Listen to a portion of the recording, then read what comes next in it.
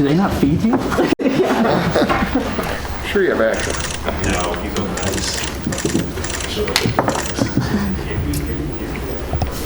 Rudy, what stood out in the free agent process? I mean, I know that a lot of contenders were kind of vying for you, and I know that you took that first night to kind of make up your decision. What was it about the Jazz that made you pick here?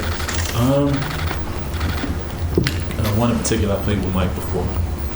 And it's always good to have somebody that you're familiar with on the team. Coach, he just kept it real with me. We talked basketball for maybe 45 minutes to an hour. And I think that's the biggest thing. I mean, other teams, they came, and, I really was in consideration for a lot of other, contenders, and they reached out. But, you want to be a part of something, that's great. And you kind of saw last year when they played, you kind of saw the culture and how Donovan was taking the next step, and how great Jordan played, and then Mike kind of molded into being himself again. Rudy just being a presence down there, and you kind of, when you look at for a team you want to play for next, you kind of put yourself in, try to see where you can help, and I felt like it was an easy marriage. When you say you look at ways that you can help the team with the Jazz, a lot of the problem, or some of the problem against the Clippers last year was that they couldn't match up small, or they didn't match up small in the switching. Do you look forward to the opportunity of maybe being able to give Utah a different look, maybe being able to play small ball? Yeah, I mean, that's something I did in San Antonio. And, the thing about me being around the league is just within the game, you see what the team needs, and you just got to be a part of it and do whatever it takes, especially in those moments. So, yeah, I mean, playing small ball five is just happy to be on the court. There's probably only a handful of guys who have been in the league as long as you have, even historically. Do you have a different perspective on the NBA now at 15 years and your legacy and kind of what it means to be around that long? Yeah, I mean, honestly, I feel like I'm building a legacy. So, like everybody that's been around as long as me, we all know each other. We laugh about it. But it's just fun. It's fun to still be a part of something, still be with the contender, be able to play for something, and just be able to affect the guys that are younger than you on the team. Do guys like Vince who played for so long, you have so much respect by the time your career's kind of getting its final few years. Do you feel that, and what responsibility do you have to the league being around this long? What responsibility I have to the league? I don't think I owe the league anything. It's more about me and what I want to do, and how much I want to be a part of the winner, and how much I want to contribute. One thing about playing for 15 years, it gets harder to get up if you don't have a purpose. It's harder to get in, come in, and do extra work, put up extra shots, and do all those extra things to keep yourself involved. If you don't have a purpose, I still have a purpose. I want to win. I want to be a part of the champion. I want to come in there and be with the guys. I want the guys to, sit down and be like, well, look, this is, no matter what coach says, you have to follow the general, kind of be that coach within the locker room. So, it's a lot of different things, but I think it's more about me. You got to be a little crazy to play this long. It ain't easy. I know this happened a few years ago, but how did the Achilles change you, as a player, and how did you adapt? Because, you played so above the rim for so long, and how did it change you as a person? Yeah,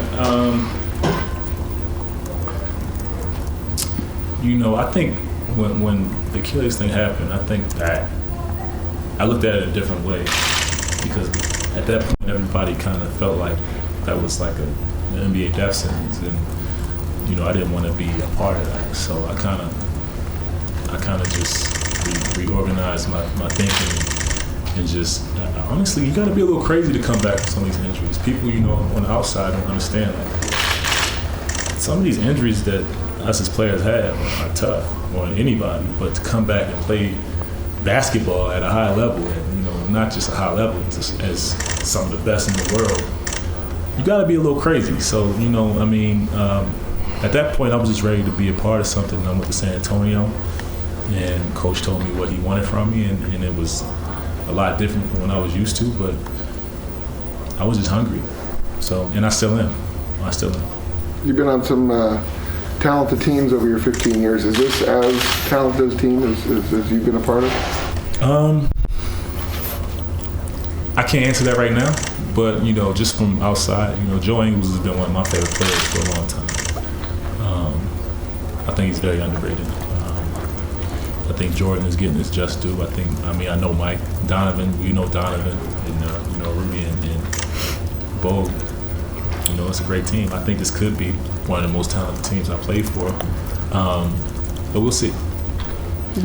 You've been praised throughout your career for being able to adapt to what the team needs whenever you get there.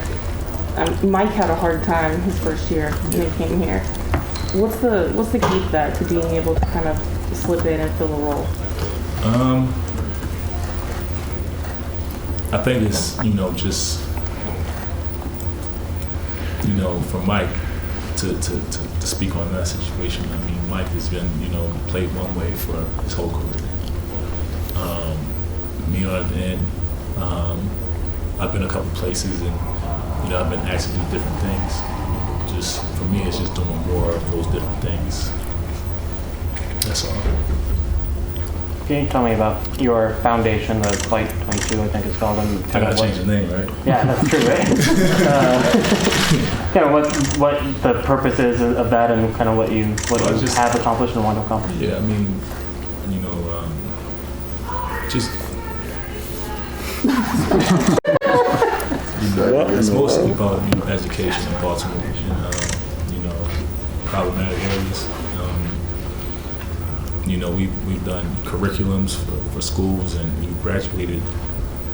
I don't want to make the number too high, too low, because I don't remember, but I know we graduated a lot of students from our curriculum, and it's just about affecting the community. At the end of the day, it's a community I'm from, and these kids know me, and I want them to know me for something other than just playing basketball. So that's how I get back.